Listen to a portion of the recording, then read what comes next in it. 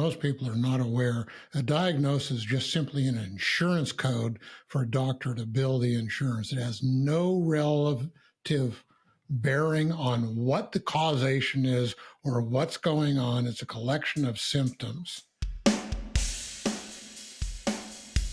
You are listening to The Dr. Haley Show, the podcast dedicated to helping you optimize your health. Each episode, there will be an interview or a message to help you discover better health. We will be featuring health radicals on the show to bring new ideas to the table, as well as doubling down on key fundamentals to support you living your best life. Your host is no other than the founder of Haley Nutrition, Dr. Michael Haley. This is the Dr. Haley Show podcast. Today's guest is Dr. Brad Montagne. Montagne. How come am I the only one that's having a... You know what? Why don't you let me say it? Bobby, don't edit this out. This is real life. And we're going to have a really good conversation with Dr. Brad. You know, all the good doctors go by their first name anyway. Yep. It's Dr. Brad. And he's a functional medicine doctor and also author of Exposing Lyme and Chronic Illness. And I understand that you speak Spanish. Where are you from? I'm actually out from the West Coast. I was born in the most insane, probably the second most insane state in the nation, California. Lord moved us to the upper Midwest. I spent half my life there, and he moved us out to the East Coast. I'm in the western part of North Carolina now.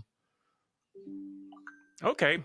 And I like how you say, you know, the Lord it was involved in this, and we're not going to be shy about that. I think the Lord's going to be a part of this conversation today. We have a lot of good things to talk about, and some of the questions I'm going to ask you, because if I answer them, I don't want them to take my license away. And I'm kidding, because I will. And if they ever take my license away, it'd probably be a good thing, because then I can really say whatever I want. It's a badge of honor, actually. And for the people who really understand, if you ever look at movies like Under Our Skin, there is a conspiracy by the overlords that's a lot bigger than most people think, that keep everything under wraps to keep everybody sick so everybody can profit from the sick industry. Yeah. And the sick industry is interesting too, because I know like a lot of the conditions that you help people with, and I'm not going to say conditions you treat, because there's a difference between helping someone with a condition and treating a condition. Big difference. But things like Lyme and mold and leaky gut and IBS and food intolerances and autoimmune problems and things that sometimes would be called chemical imbalances, like ADHD or, you know, any of the depression or autism. And when I look at a lot of these conditions, I tend to group them together because they're really very similar in what it would take to get well from. So with that, let me set up the first zinger of a question. Okay. How important is getting the right diagnosis? Okay, let's talk about what a diagnosis is, because most people are not aware. A diagnosis is just simply an insurance code for a doctor to bill the insurance. It has no relative bearing on what the causation is or what's going on. It's a collection of symptoms. And it just leads you into this trap where you cannot find out what the root causes are and how to heal. So when we look at diagnosis, you got to go back in history. Louis Pasteur, he is the father of the germ theory. He spent his entire life studying germs, and he believed that germ A caused disease A, germ B, disease B. And if you figure out what the germ was and how to kill the germ, everything would be fine. By the end of his life, he realized he'd wasted his life. His contemporary, Claude Bernard, was teaching in the medical school. They're both from France, about physical vitalism, which is the constitution of the body, how healthy it is, which allows disease to either grow or not grow. And by the time Louis Pasteur died, he said, the germ is nothing, the soil is everything. He basically said his work was worthless. And the whole thing is the constitution of the body. All the lab tests that are done for these diagnoses were set up by Rockefeller after he made huge investments into Merck and Pfizer to change the course of medicine so that they could justify the prescription of pharmaceuticals. That's what lab tests lead to, is prescriptions of something that doesn't address the real problem. So there's an opening bomb for your zinger of a question. And I'm not sure if you were ready for that answer, but it looks like you know No, that. of course I am. Yeah. I mean, we can dig a little bit deeper there because something set this pattern of diagnosing and treating, and you already kind of mentioned it, back probably, when was that, like the 1940s or something like that? No, it's actually earlier than that. They did their investment around 1900. 1905, they got a hold of the Faulkner brothers, and they sent them out to go investigate all the medical schools in North America, so USA and Canada. There were 177 schools at that time. It took them 5 years to do that. They came back with this scathing report that half the schools should be closed.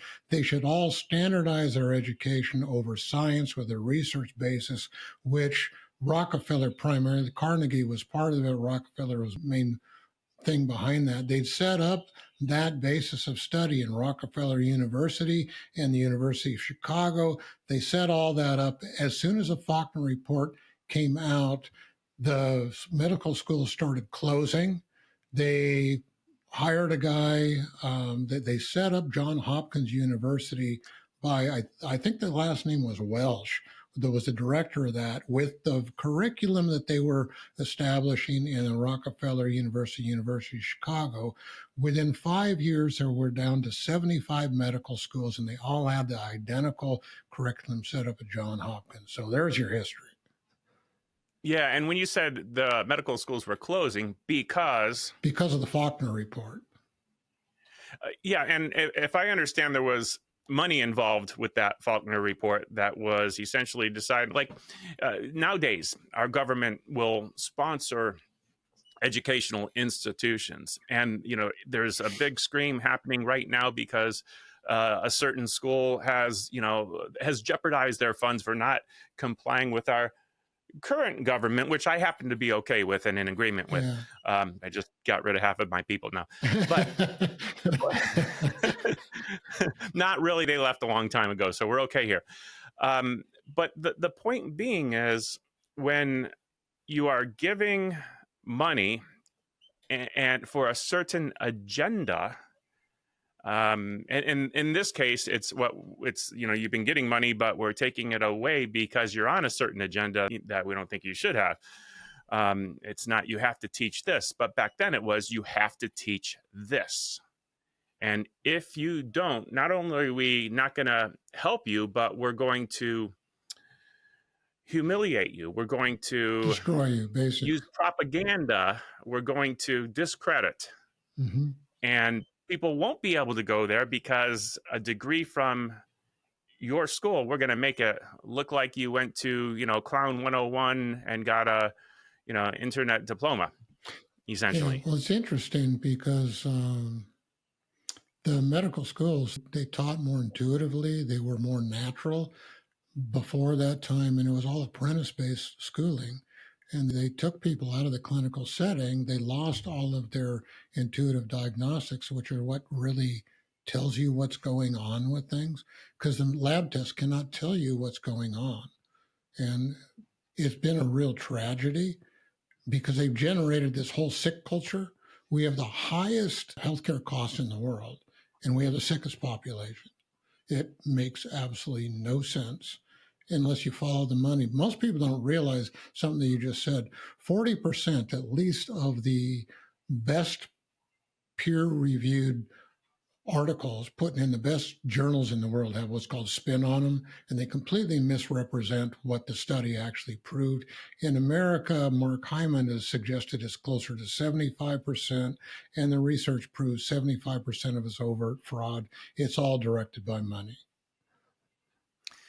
Yeah, and you can read research numbers in different ways, and you can read statistics and highlight a few, cherry pick a few little things, and not mention everything else that went wrong that doesn't support it.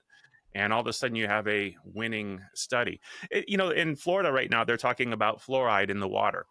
And I think the state made it illegal, but one of our cities, our mayor said, no, we want it because it's proven, in dentistry, it's scientific. And even those studies are cherry picked to prove that, but it doesn't mention anything about the toxicity of fluoride and how it might affect people's health. And that's an example of cherry picking science for your agenda, your fluoride agenda. Yeah. Whereas if people want fluoride, let them have it, but don't force it on me and put it in my water supply. Yeah, and they all ignore the studies done over in Germany. Hitler had that put into the water, suppress the masses. It depresses cognitive function and makes people more compliant for the agenda. But it might make my teeth harder. Yeah, and it might also put little calcium white spots all over them too and make things unbalanced and not in perfect health as they should be. Yeah. Crazy, but that's a perfect example of how you're cherry picking the science. Dr. Sid Williams, I don't know if you know who he is. I'm a chiropractor. Okay. And I went to Life University in Marietta, Georgia, and he was the founder of that particular school, and very eccentric and very strong in his philosophy. And one of the books he wrote was, When is a Potato a Pill? And I'll come back to that in a minute after asking you, what is the difference between a treatment and treating a person? Oh, really, really simple. If you go with the flow of what we were talking about with diagnosis, most people don't realize this. The medical community is pretty well tied into a very narrow spectrum of what they can do. All that's done, all that's published in the Merck manual. It's a compilation of symptoms and tests lead to this is probably what it is and this is what you got to do to treat it. You go very far outside of that, you're going to be in front of an ethics board with your license threatened. You get in any other healthcare professions, chiropractic, naturopathic, homeopathic, they got gurus who come through with their seminars who say, do this protocol for whatever this is. And everybody is pushing somebody else's agenda. That's what a treatment is. It's a generic approach that has no bearing whatsoever on the specific issues going on inside of you. It's simply looking at you as if you're a collection of symptoms and they're going to address the symptoms and not address you as a person. It's incredibly impersonal, and it's ridiculous how ineffective it is. Absolutely, totally ineffective. Yeah. I kind of like the Merck manual, though. And for anyone listening, the Merck manual is kind of a required text for all doctors, medical doctors, osteopaths, chiropractors. And you can look up any condition and kind of get numbers on it and stuff. And it might not be perfect. As an example, if you looked up measles and you started looking at statistics, you have to realize those statistics are only on actually diagnosed cases of measles, not all cases of measles. Documented cases of measles, you'll have numbers. And then you might look into it and say, okay, well, what is the survival rate of measles and what other, what medical treatment options are there and stuff like that. And for me, as I looked up conditions like that and matched them up with vaccines, for me, it's like, what? You mean in the documented cases, in all the documented cases, the survival rate for this condition or that condition is like over 99%. I just have to be in the 1% to get through that without any longstanding problems. And for me, a lot of those decisions were easy ones. All I have to do is maintain some health, be strong, and then I don't need some kind of outside in approach to staying alive. So I enjoy having the Merck manual Yeah. for reasons that it was probably not intended for, but there's a lot of helpful information in that. Yeah. And it's an amazing thing when you look at that whole issue. We could go off on that, that whole Yeah, subject of yeah, vaccinations. And it's a great discussion. Most people don't realize it's a, when you look at what's gone on, started in Rockefeller University or University of Chicago, whenever you approach science with a bias, all it is a manipulation of fact, and it's a justification of an agenda to manipulate people into whatever desired thing you want. Almost all yeah, studies start with a bias that is not open for discussion like what we're having right now. yeah, And it all it does is it coerces people in a seductive type of way yeah, into believing something's true when it isn't. yeah. And that's when you look at the facts of what's going on, like what you're using the Merck manual for, it's blazingly obvious what's going on. You can't deny it. It's like, wow, how did anybody accept this? But we're twisted You can because look up polio and, oh, you want to be in an iron lung? Well, let me see what percentage of people end up in an iron lung. And I am not an anti-vaxxer. I am get educated and make educated decisions about your health. I'm that kind of guy that would say, if you're going to a third world country and you're, doing missions and there's this known disease process, and you can get a vaccine for it. I'm just saying, get educated, look it up in the Merck manual and know what it's about and know what might happen if you get that illness, and decide whether or not there's some ways to naturally strengthen your body or whether or not, it makes sense to have that immunization and decide from there. That's the method I've been using, and it's been working out for me. And so far, I haven't needed any vaccinations, but I'm going to still do the research and look at the numbers and know what's happening. So it's not an anti-vax position. It's just get educated and make some decisions. Don't just go in blindly and, oh, yep. Oh, there's another vaccine. when you look at the vaccine issue and you understand physiology, it makes make a lot of sense. The immune system doesn't start to function till minimum 6 months. It's really not even working very well. There's only one small aspect the immune system is working at a year. It doesn't mature till the age of 17. You're 6 years old before things are really starting to fire much at all. And to throw what they're doing today at immature immune systems can't possibly respond is insane. I got asked by a medical doctor years ago when he's doing circumcision on my son. He goes, "So what's your view on immunizations?" He didn't know. I got in Eastern Europe and Russia as the Berlin Wall was falling down the first time. And I went in a couple of years later. We got on Trans-Siberian Railway, 5-day trip one way into the middle of Siberia. And we were up there for 3 weeks. We've gone for a month and a half. And I worked with a nurse in Vienna, Austria, the day before we left. And she's talking to me about vaccinations. People don't realize the difference of European and American. And when the medical doctor asked me this, I said, well, what I don't understand is this. Yeah, the American Pediatric Association uses European statistics, which are primarily home birth children, primarily nursed, with a completely different vaccine that's available over here in America. You got methylmercury, and all of ours are extremely toxic. That's not how they make them in Europe. They don't start those until the immune system is actually functioning. They won't do those before a year old and usually after 2. How you can extrapolate that into traumatized births in America, primarily fed off of toxic formula, and do this before the immune system even works with things that are full of all kinds of toxins and say the results are the same. I don't know how you can do that. And the doctor, he changed the subject. It was a head doc who ran that local clinic, that local hospital. He realized I knew more than he did. And those are the things what you're talking about. This is what people need to know. And the Yeah. decision becomes very, very obvious. It's not, I don't believe in that. Let's look at the facts.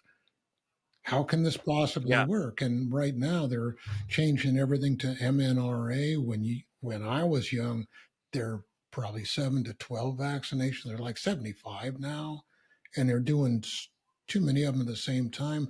And when we look at the toxic load, that's what drives almost all of chronic health issues is toxic load. You look at the toxic load of 7 to 75. I mean, it's insane in an immune Yeah. system it can't possibly respond to with highly toxic stuff. And now they got the nanotechnology in it. I had to get a tooth pulled. It cracked, and I was rebuilding enamel, and I got the enamel rebuilt, but the tooth started dying, and I won't do a root canal. And it was a good thing I said I won't do that because that tooth had 3 roots, not 4, and he would have missed one of them. He would have drilled 4 holes and tried to do something where the problem really was. And I had heard that numbing agents for dental work now have the same nanotechnology as the Vax has. Oh, Somebody brought you, me some of those, and we tested them, and that was true. And I talked to this dentist that I saw about that, and he gave me the same 3 vials that I had. I tested those, and the same one was a clean one. And that's Sandonet. Anybody who wants to know they're getting dental work, Sandonet is a clean one. It's shorter lived, but it doesn't have the nanotechnology in it. The other ones do. So there's one pearl for everybody. You should write that one down. Anyway, the dentist wasn't aware of that at all. And he was really I certainly wasn't. he was really interested in the research with all that. So when I came in to get my tooth pulled, I had it on my phone, and I set my phone on his counter and said, but before we start anything, push your email in that. And he puts it in. I said, you forgot to hit send. I'll send it. These are the articles you asked me about. So this is the research where they're showing this stuff. And it was from Harvard or, one of the Ivy League schools. It was not junk research at all. And these are things that people need to know. What's in it?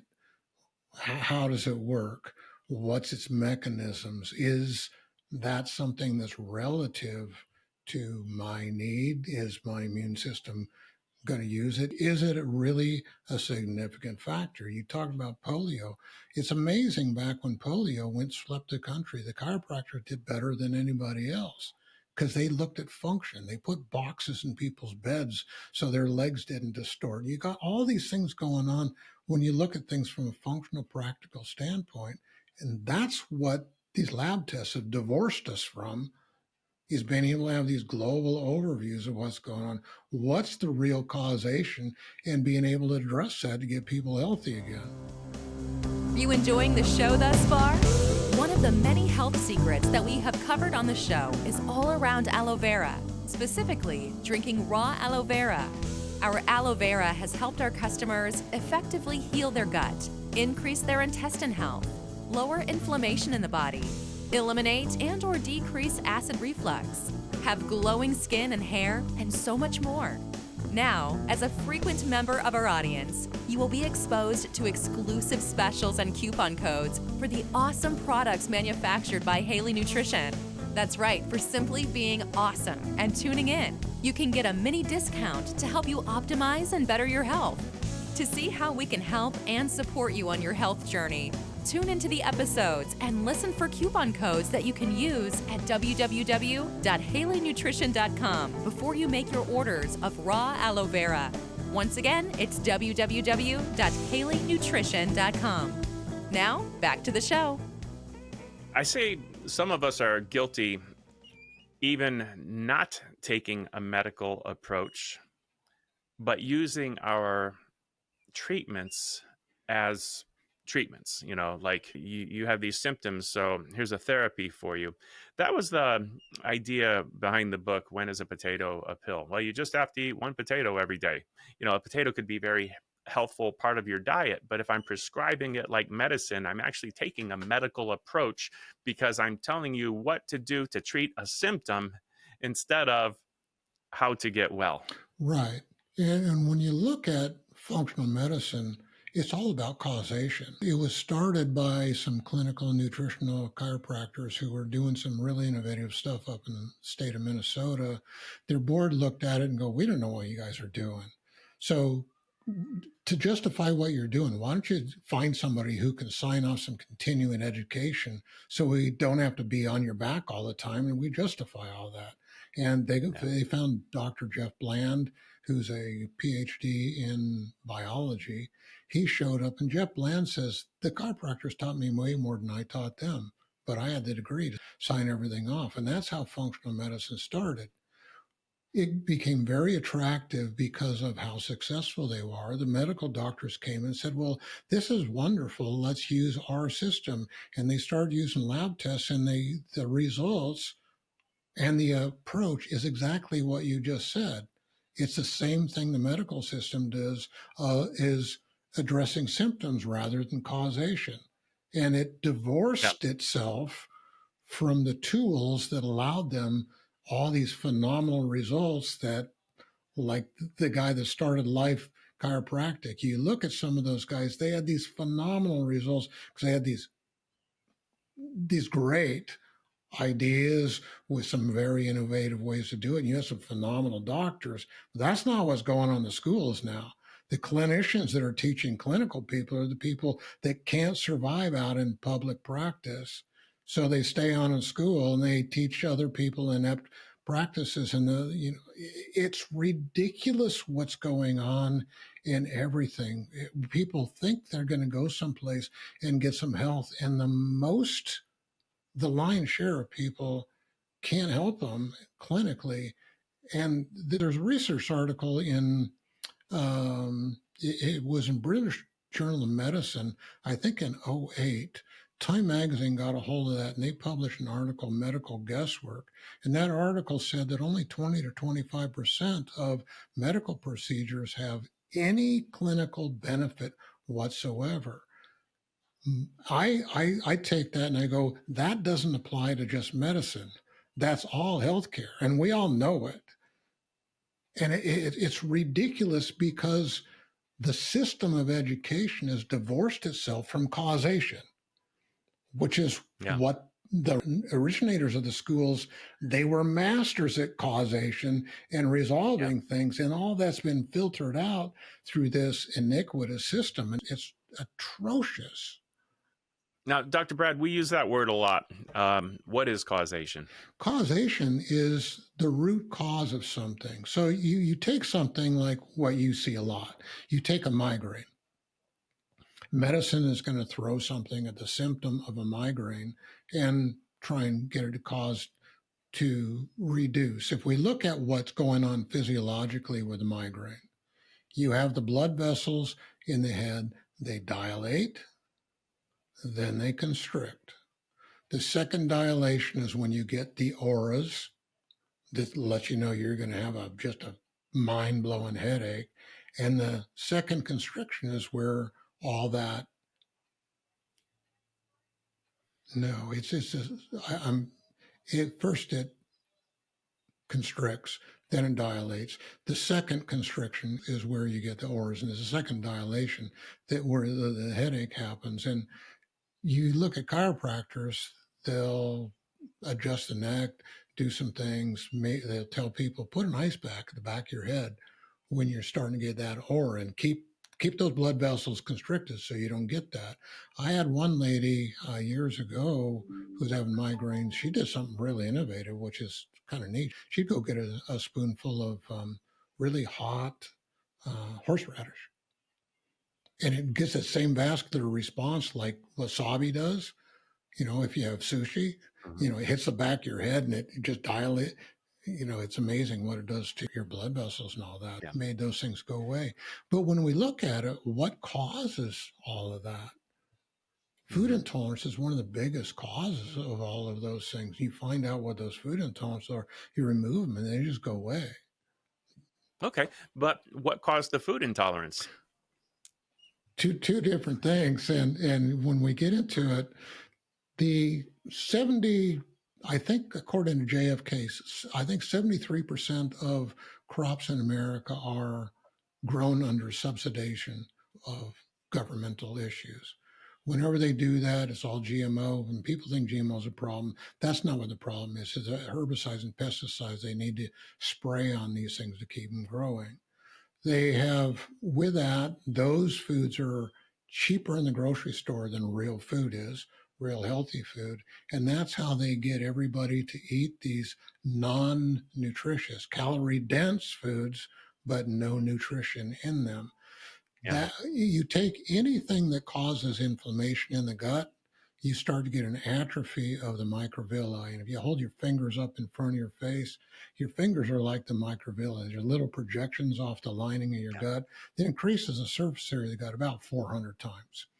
You do anything that causes inflammation, toxic foods, NSAIDs like Motrin, aspirin, Aleve, chronic stress, steroids, antibiotics, antifungals, all these different things will make those microvilli atrophy. So it's like you close your hand, make a fist, and roll it so you're just looking at your knuckles. When you do that, you've lost that 400 time increase in surface area. You've lost a place for all the microbes to grow inside of there. You've lost the ability to make the mucus for the microbes to hold in. The microbes, the healthy ones, they wash down into the toilet and pathogens grow. With all of that, there's tight junctions between the cells that's something like Velcro. And those start to open up, toxins start to get underneath. As they get underneath, some of the worst toxins we have come out of the gut, and everybody's looking somewhere else and not addressing the gut. That's the primary place where they come from. Those toxins get inside of the gut, start the immune system. That creates autoimmune issues that just dissolve the lining of the gut. There's where your leaky gut happens. As soon Yeah. as the gut starts to leak, within 2 hours, the brain leaks. That overwhelms the liver with toxins. Those go systemic, those deposit everywhere. And there you've got everything Yeah. that causes everything in the body. Well, yeah, and this is why I wanted to bring that up, because as we talk about causation, I like to emphasize the fact that getting well, you can look at it and say there's really two sides to it. There's doing the right things, but getting rid of the wrong things. Getting rid of the things that are causing the problem, and that's causation. A lot of people can't identify it and can't figure it out. Well, what's causing the problem? What's causing my pain? Well, it might be your new chair or your new car, the seat, the posture that you're in, or the shoes that you're wearing, or you got to get rid of the cause. But ultimately, with all of these conditions that you help people with, Lyme, mold, candida, leaky gut, IBS, food intolerance, autoimmunity, thyroid, cancer, dementia, autism, ADHD, as you're changing the foods you eat and getting back to the real foods as you're describing, getting away from the Frankenstein foods, the ultra processed filled with chemical foods, you might be, by doing the right things, you might be eliminating the cause. And the quickest way to get well is to eliminate the cause. That's one of the things. Whenever you look at toxicity, detox is a huge thing. It's really a huge thing. And I just did a podcast on that, the release yesterday on detox. I think Josh Axe put something on his podcast the week before about detox, and it's really off. It's completely off. People don't understand what's going on with toxicity, and people realize the liver. This is kind of funny. I was at a Well, I'm laughing because I think you just said that Dr. Ash was off. yeah. Or Axe. Right. Was it Axe or he's Ash? way off, and his products are toxic and a bunch of other things. We've tested a lot of his products, and none of them work. Anyway, he's a great marketer, and I know one of his partners. Anyway, he's talking about all the detox being in the liver, and people don't realize that's only one of 4 detox organs. We've got 4 detox organs in the body.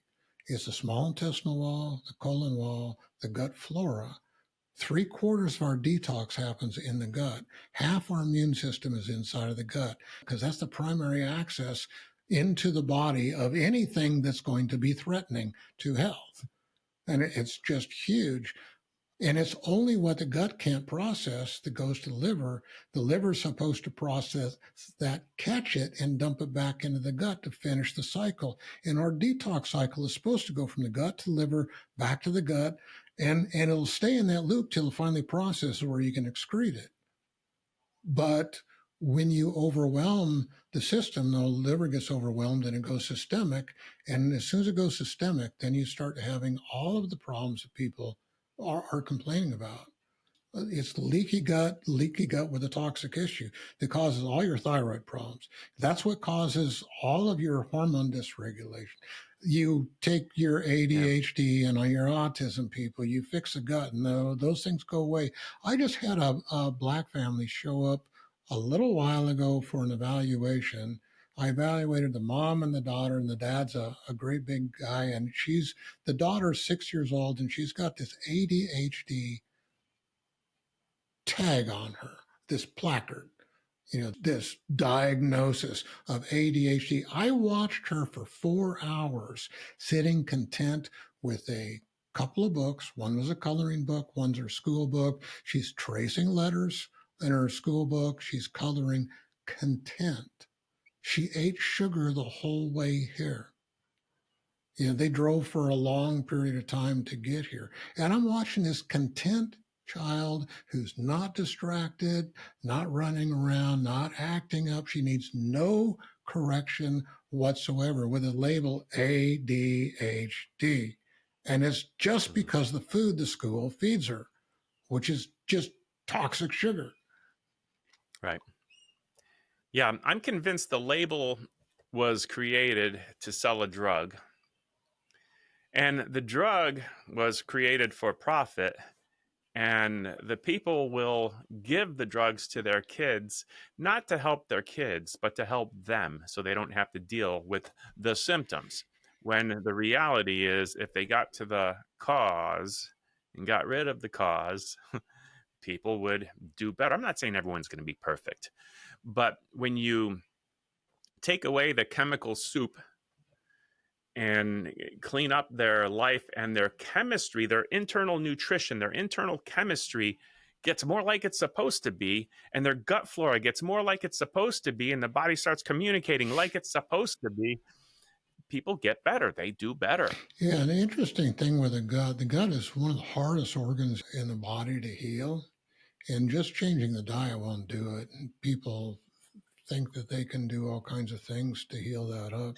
You really got to be specific. It takes clinical geniuses to be able to really restore the health of a gut and restore healthy gut flora.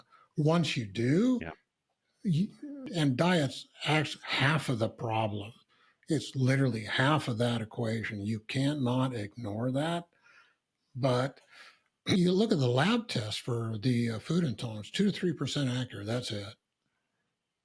And that's basically because there's so many different reactions that happen distant from the gut that they have no idea what they are, no way to measure them. They don't know what they are. I like Dr. Natasha Campbell McBride's method of identifying food intolerances, so to speak. And it really has to do with keeping a diet log and recording not only what you eat and when you eat it, but how you feel. And how you feel can be how you sleep. It could be about your digestion. It could be your clarity of your thinking or your energy levels or fatigue or whatever you're having. And you start figuring out what does what in your life. And wow, when I have these foods, I do really good. And when I have those, I don't. Well, you probably get those out of your life for a while. Yeah. Dr. Bland, he promotes a elimination diet, doing that type of a thing. But the last time I saw him, his face looked like a strawberry from food intolerances. It's all red and blocked and all kinds of other stuff. The one problem with that is that the food intolerance responses can be delayed like 3 weeks and way away from the gut. And it's not linear enough for people to really connect those two. The lab tests 20 years ago, the best Yeah. lab test was like $2,100 for a full panel of that for 2 to 3% accuracy. And you go, man, that's nuts. The Yeah. most She would combine that. She would combine that with like at-home skin testing as well. skin testing is the most expensive, most inaccurate form of testing for food intolerance. The most accurate is muscle testing by far. Oh, yeah, And it's yeah. the most practical. You can test people for what's in the refrigerator, what's in the local farmers market. We've had people go through stores, take 3 shopping carts, fill one up with what they're looking for. And you can't test through metal, but you can through plastic, you can through glass, and just sort through whatever they're considering to find out what things are. It's amazing when that's done with integrity, and that's a really huge win, because that's what measures whether it's going to be accurate or not. Any type of a science that's used with a bias, that we said earlier, is just a manipulation. Yeah, yeah. The problem is people don't always know that they're biased. But Yeah. Yeah, it's interesting. People think, wow, you're biased about Lyme disease. No, I'm not biased about it. Our tests are insane. Mark Hyman, he said that their extensive testing, just recently, their extensive testing is comprised of 100 different tests. We're 4.5 times that yeah, with all yeah. of my Oh, that's awesome. evaluations. And the reason why, And with that, hang on a second. With that, right now, if someone wants to dig in a little deeper on that, how do they get in touch with you? the best way to get in touch with me, I've got a book on how to change your epigenetics to change your destiny. It's called Healing Lifestyles. It's a downloadable ebook.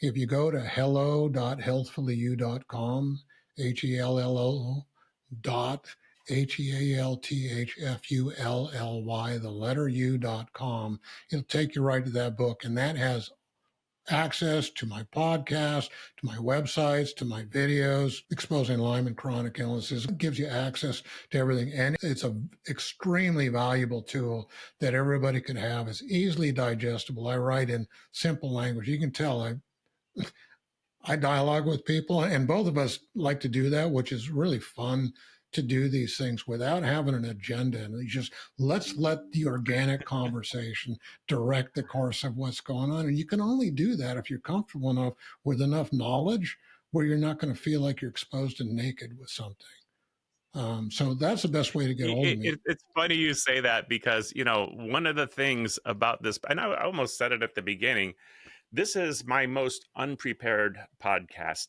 ever. And I did that intentionally, knowing you can pretty much talk about anything. And I wanted to ask you the things that I would think would come up in someone's mind that's hearing us talk about these things. And I'm not done with you. I asked you for a resource for a good reason.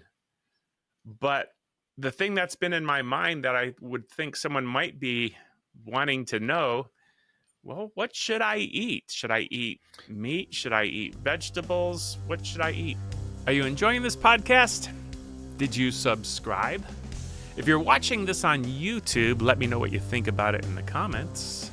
Throughout the month of May 2025, get $10 off your purchase of $100 or more at HaleyNutrition.com. The coupon code is podcast10. That's PODCAST10. You can use this coupon with on sale and already discounted bundled items. Enjoy the rest of the show. You got to eat clean food. And I go over what that is in that book fairly simply, but you got this huge awareness of GMO stuff. GMO is a wagging dog to keep people off of the real issue. And that is when we look at what drives the whole sick industry, you got insider trading from Congress and the House. They are the ones who get to vote on whether pharmaceuticals are going to go into a new place or a new one being voted. They can go down to the local trading center and put huge investments and then vote on that a few months down the road and make these crazy profits. It's illegal for everybody other than our Congress to do that. and anybody else will go to jail. That's how these people make a ton of money. So that's one aspect of it. The insurance props up all of these ridiculous procedures that cost way too much and get nothing done. But that's what fuels the funding of the pharmaceutical industry. I just delivered. We live in the worst hit county from Hurricane Helene up in the western North Carolina up here. 50-foot walls of water going 70 miles an hour down these canyons, floating houses going down, people swept into the river and not picked up for 40 miles. Absolutely, Wow. totally insane what's gone on with all of Devastation. that. And with all these things coming together, you got the insurance company, they prop up the pharmaceutical. The pharmaceutical subsidizes the medical schools, so they push their agenda. The other schools, they want to be doctor wannabes, so they follow suit with that. The big ag culture is tied in with the pharmaceutical to toxify the food, to make people too sick so that they can keep coming back, and they never give solutions to keep everybody in this loop so they can harvest the most amount of money out of you by keeping you sick, not getting you well. Yeah, personally, I don't think it's so intentional, but I think the From the incentive system makes it happen. You know, the for instance, the FDA and the CDC, you know, the intention, the concept is good. Well, we need, you know, science, and we have to prevent people from selling snake oil. But So you it, take the CDC, Lion's part of the upper people in the upper echelons of the CDC. They all get royalties for every lab test done for Lyme disease, every treatment done for Lyme disease. They are the ones who close that book on Merck Manual on what people can do with all that. And the people in the upper echelons of the CDC and the FDA go back and forth to the top execs in the pharmaceutical industry, big ag industry, and all that. And it's just this constant revolving door that goes on. It's just corrupt. but I think they've been in it so long, they think they're doing good. I think that might be the way. I don't think they're intentionally saying, hey, we're going to keep the people and make sure they stay sick. I think it's the system that, you know, they don't realize how they're being influenced by money and convinced that they're, you know, actually doing good. I could be wrong, but That's how propaganda and agendas work, you know, and there's a few people that drive it and everybody else becomes a puppet. yeah. Yeah. Sad reality. Well, give me your take on fasting. Okay, I've got a long history of fasting. One year, I probably fasted a third of the year. There's a bunch of different approaches for fasting. There's religious approaches, there's health approaches, there's all kinds of things, and you have to fast wisely when you do it. Most people don't realize when you fast for a while, you need to make those calories up somewhere along the line. When you do a fast of less than 1,200 calories, it switches your metabolism about 2.5 to 3 days into ketosis, and you're primarily burning fats. But your brain and other organs only work at 75% under ketosis. So you have this cognitive dysfunction that's going on with that. Oftentimes with fasting, you don't keep your water levels up because you don't have the salts to drive all that with all of your food. 1% dehydration gives you all the symptoms of dementia in your brain. We're about 73, 75% water. So, you know, you knock 75 down to 74%, you're getting the symptoms of dementia in there because your brain's dehydrated. And you add to that the fasting state and all that, and you can have like a 50% drop in cognitive function. I got led one year. You know, some of that was my own. I did a 40-day fast, and I got kind of delusional. I forgot where I was, so I continued that for another week. I was off in a retreat center, and you know, it's kind of funny. Some of the things went on with all that when I was coming down off of that. And you got to be careful about doing that. I ended up doing at least 2 40-day fasts one year. I generally fast a day a week. So that year I fasted like 120 days. You Wow. know, sounds kind of And was insane. it, So I'm talking from experience. not this idealistic thing of, yeah, you don't know what you're talking about. No, but why did you do it? For me, it's a different issue. I've been a licensed minister for a long time. I've been all over the world doing ministry. And you look at ministry, we got all these different approaches. Mine is about the kingdom of God and bringing the kingdom of God into places where nobody's ever seen it. Got 30 years of prison ministry. I've been into Eastern Europe and Russia, the Berlin Wall's coming down. Been in hard places, just hard places as far as that goes. And I've never met one individual who claims to be a believer that has any authority in the kingdom at all, that doesn't have a lifestyle of prayer and fasting. It's that simple. Never met one. There's a lot of people that talk about things, but no authority. I got a phone call a while back. I was part of an apostolic group, and one of the other guys in the apostolic group called me up and said they got a phone call from somebody who needed some deliverance. They had bunch of things had gone on and their life had just fallen apart. He had called a friend of his, and Lord had me running ministry school at that time too. And the friend he called was his more senior than this guy was, and he said, "So who do I get a hold of to do some deliverance for this person?" And Jim tells Brian, he goes, "There's nobody around in this half of the state like Brad. You got to get a hold of." And we're good friends. He calls me up. We go over there, and it's funny. I show up at their house, and I get met by this really aggressive dog, and I'm playing with the dog, and I come outside, and I slowly get the dog to calm down. I'm playing with the dog and talking to this guy, and we slowly do stuff and get him set free from some dramatic stuff.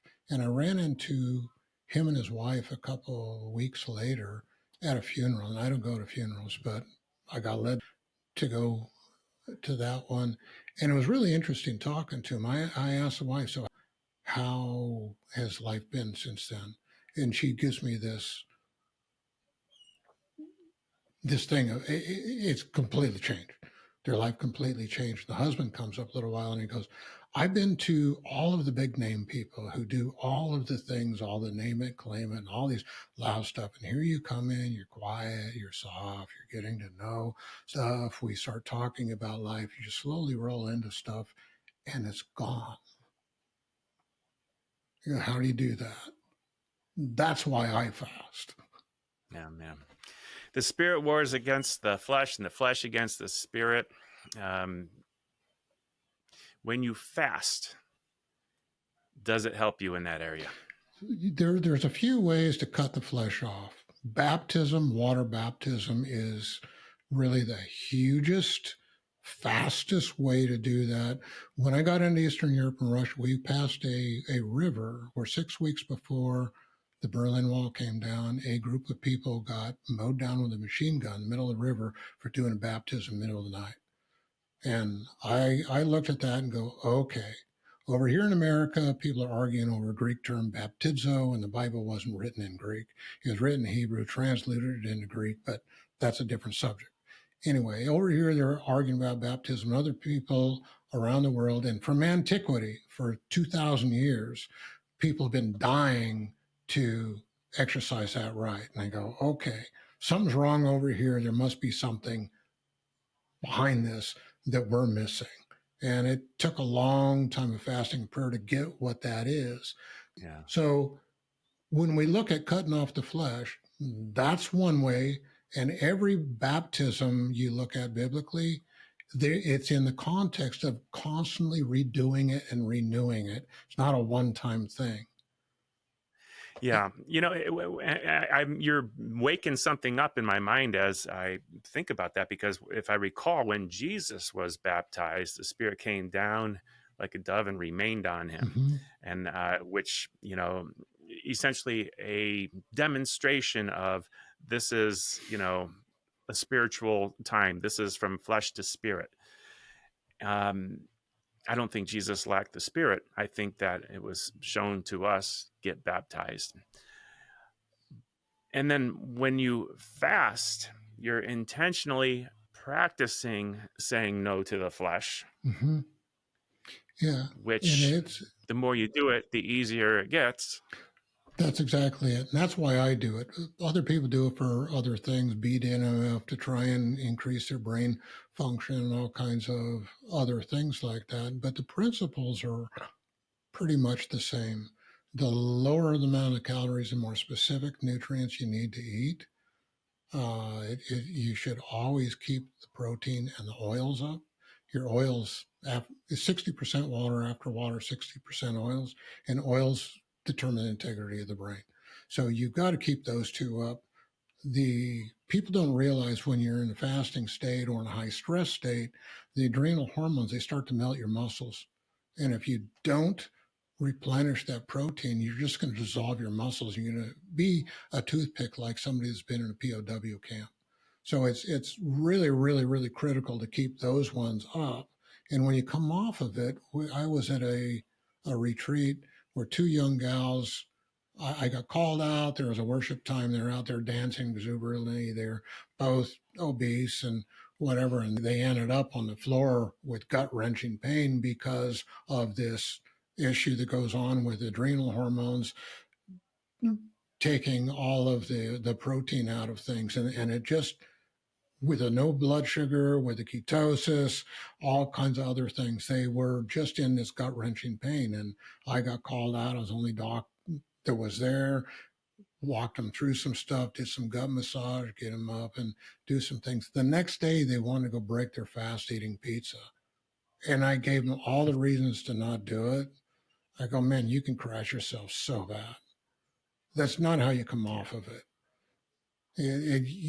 You come off with masses of vegetables with proteins, nutrients. You want nutrient density, not calorie density, and you get yourself building back up with that, not these toxic calorie bombs like pizza. Yeah. I could talk to you forever, and I have an idea on how we might create some content together in the future if you'd be open to I'm it. open to anything. Yeah. For those that have made it an hour into this podcast, what would you think of having an opportunity to be able to ask Dr. Brad some questions on a live recording? Let me know in the comments below this video. I have a lot of things I want to ask you about, and we can start the conversation and get things going and let people chime in and ask the questions that they want. Would you be open to that? I am one of the few people that loves Q&As. As you can tell, this has not been scripted. There's been absolutely nothing planned in this at all. It's totally organic. I love that kind of stuff. I 30 years of prison ministry, the Lord would not allow me to go in with a planned message. You meet people where they're at. You can only do that by organic conversations. I've just got a deep enough well where I don't feel, first of all, I know Lord enough where it doesn't matter to me how vulnerable I am, because the more vulnerable I am, the more he can use me. And I've got a deep enough well of information and research and all these things. I can tie stuff together so I can give reasonable answers that are really honest and really valuable to people with doing that. So I love Q&As. I'm gonna maybe inflate your ego a little bit, but I think you'll be okay and immune to getting too big of a head here. The scripture says the wind blows wherever it pleases. You hear its sound, but you cannot tell where it comes from or where it is going. And so it is with everyone that is born of the Spirit. So you have this knowledge, but you also have this confidence, because you are, not being driven by the flesh. You're being open to God. What would you have for me? And how can I help people? With all your experience and stuff, I think it would just be the perfect format, and trusting, okay, God, who has a question and how can I help them? So I hope we can make that happen. And possibly we can get some encouragement in the comments below this video or whatever platform you're absorbing the content. Dr. Brad, thank you so much. Give me closing thoughts, some pearls for the audience. As I said, all those pearls are in one link, hello.healthfullyou.com.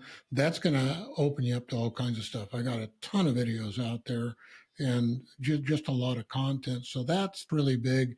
And one thing that could be done with this Q&A is people could email you, social media, do something like that so it's there. So if they can't be there when we're recording, we can just read them off, and that would probably make that more functional. I like it. There's a contact form on HaleyNutrition.com. If you use that, I will get a copy of it, and you can start submitting questions now.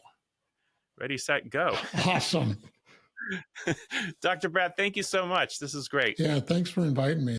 This is my life, and it looks like it is yours too. And it's refreshing to be able to have organic conversations without really having an agenda and just let it go where it's going to go.